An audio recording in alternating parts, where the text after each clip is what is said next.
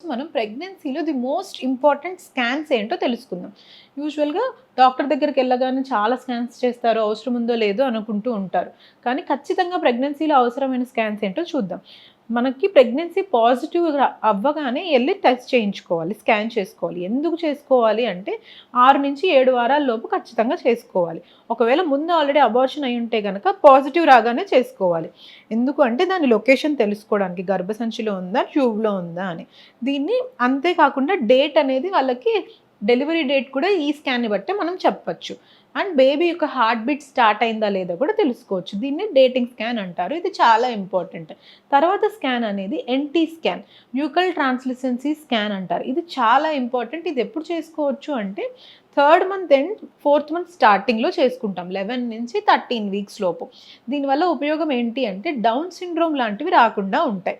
Down syndrome risk ఉందా లేదా? లేకపోతే బేబీకి ఏమన్నా అవయవ లోపాలు ఉన్నాయా లేదా? అని దీని ద్వారా మనం తెలుసుకోవచ్చు. ఇది చాలా ఇంపార్టెంట్ స్కాన్. దీని తర్వాత నెక్స్ట్ ఇంపార్టెంట్ స్కాన్ వచ్చి టిఫా స్కాన్. లెవెల్ 2 స్కాన్ లేదా అనామలీ స్కాన్ అంటాం. ఇది ఎప్పుడు చేసుకుంటాము అంటే ఫోర్త్ మంత్ అయిపోయిన తర్వాత ఫిఫ్త్ మంత్‌లో చేసుకుంటాం. 18 వీక్స్ నుంచి 22 వీక్స్ లోపు చేసుకోవాలి. ఇది చాలా ఇంపార్టెంట్.